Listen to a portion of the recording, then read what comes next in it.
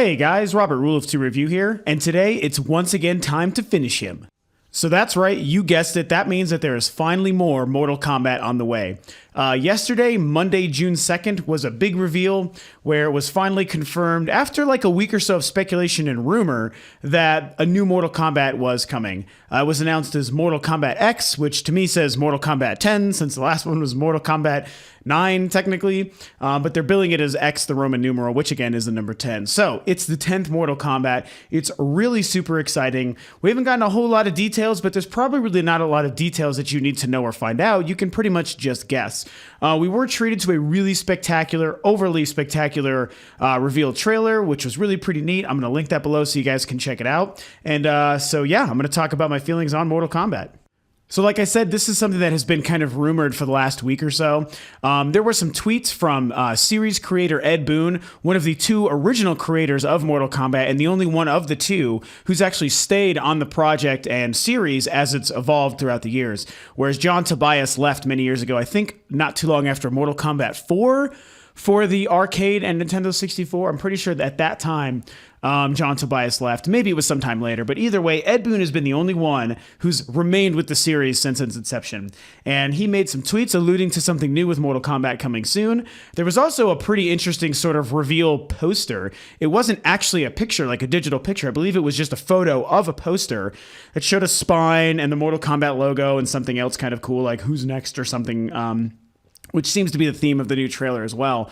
So that stuff popping up over the last week or so really kind of led everyone to realize that a new Mortal Kombat was probably coming. What I think is really neat is that this was announced and shown now just a week, literally a week to the day before E3 starts for 2014. So I think that that's pretty cool. Hopefully that means that they don't have to spend a whole lot of time with the announcement of it at E3. Maybe we can actually just see some of it, you know, playing and being used and shown at E3. Some of the big questions that remain is, of course, what platforms it's going to be made available for. I can only imagine every conceivable platform because that's probably what they'd want to do with something like this, which is totally fine for me. The trailer... Let me talk about the trailer for a minute because I half loved the trailer and half didn't love the trailer. What I didn't love, I'm just going to talk about that. What I didn't love is I think the music choice was odd. They're using a rap song, which I just think is kind of weird for Mortal Kombat. It's not so much that it's a bad song. It just doesn't fit. I don't really think of that kind of music or vibe when I think of Mortal Kombat. And watching the trailer, which was a typically violent and dark, awesome Mortal Kombat trailer, you know, watching that play with like rap music was just really weird. You know, if it, just the music was playing, it would have been fine. But once the lyrics come in, it just changes the whole tone and feel. And I mean, I don't know, like I said, it's not like the song is terrible. Rap really isn't my genre overall, but it's a fine song. It just clashes with Mortal Kombat, I felt. So that was a really weird choice. Also, the trailer was just a fight between Scorpion and Sub-Zero.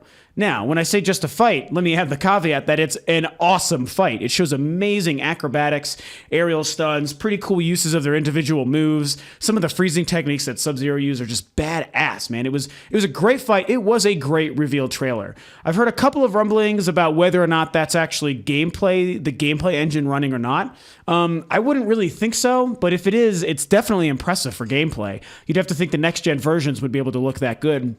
But considering I feel like this game is going to be made for both next gen and last gen, I feel like the overall product might not quite look that good gameplay wise. But hey, that's what E3 is for. We get to wonder and speculate about these things for only a week before we probably and really hopefully should get a bunch more gameplay and, you know, a bunch more information and stuff about it come E3 in just under a week's time.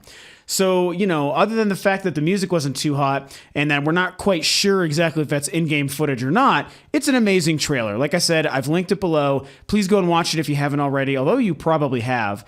I think what's going to be neat to see when we get more information, whether it's via E3 or some other time, is, of course, what roster we're going to be looking at, what characters are going to be made available, at least initially. We know DLC stuff is going to come down the road, and that's just whatever. We're used to that. But as far as the initial roster...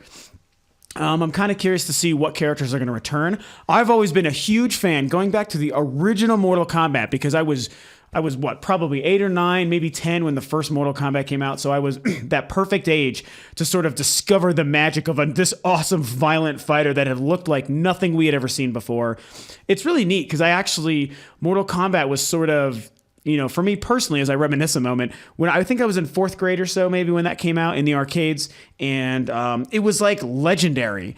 I heard people and my friends, talking about it. We would like wait in line for like PE class and other things, and people would be talking about, oh, this game where like it's like real people, and like he rips his head off and he rips his heart out, and it's like really violent and crazy. And in my head, I was like, whoa, that sounds like the greatest thing ever. I must see this. And I didn't see it for a long time. And then I remember going bowling with my family, and whatever bowling alley we were at the time had, in the little game room where there was a bunch of pool tables, there was a Mortal Kombat machine. I still remember, I shit you not, I remember the first time I saw a Mortal Kombat machine, and I ran up to it. I was like, fuck bowling, man. I ran up to that thing, and I was just staring at it like entranced, like, this is it. Oh my God, it's just like what I was told. And I do remember being able to get some quarters and play a match, and of course I didn't know what the hell I was doing. I don't even remember who I played, but I just remember that experience, and it always has stuck with me forever, throughout all of my gaming history, ever since I was 9 or 10 years old to here today, where I'm almost 34 in just a couple months. So, Mortal Kombat definitely holds a large place in my heart for my whole gaming career ever since I was a little kid. I remember the first console releases.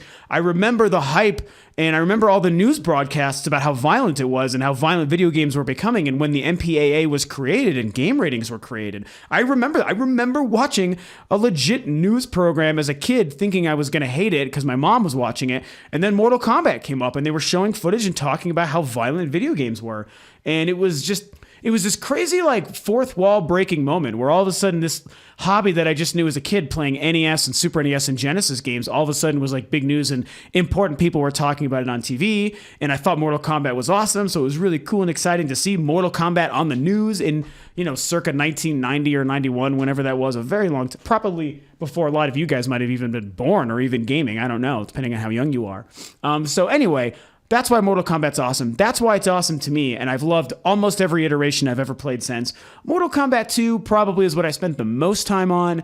The Genesis version, we played that thing to death. It was like our daily routine, Mortal Kombat 2.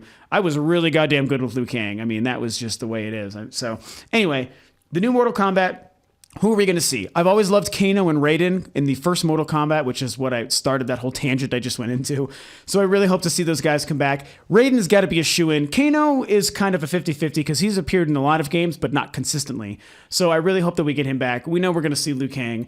How are they going to evolve the story? I really hope a killer story element is brought into this. Going back to Deadly Alliance on the PS2, GameCube, Xbox, that was the first time they kind of tried to bring sort of a campaign or like a cinematic sort of story mode to evolve the mythology of Mortal Kombat, because there actually is a pretty deep and awesome mythology to the Mortal Kombat lore, to that universe.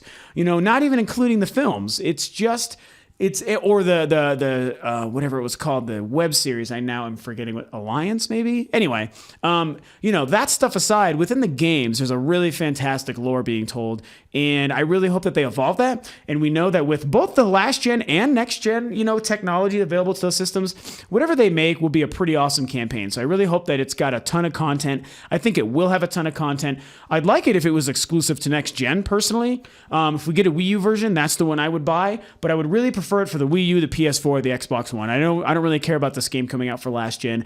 I personally don't want it held back by those other systems, but more people would get to play it. I still love the previous generation, so I wouldn't be like sad about it. I kind of just want developers to start dedicating 100% to the next gen. We've got these other three systems. The old ones need to start kind of being phased out. Let's forget about those. Let's not hold back future game projects. Let's make them fully utilize the potential of everything the gamepad. I was thinking about how the gamepad would work for Mortal Kombat. Sorry. Utilize the potential of what all three of the next gen systems can make available to us, power and control wise, and let's just focus on that. But regardless, obviously, we're just speculating now. There's not a lot of information. There's an awesome trailer and the fact that it exists. That's all we know. E3, just under a week's time, starting Monday, June 9th. Today is Tuesday.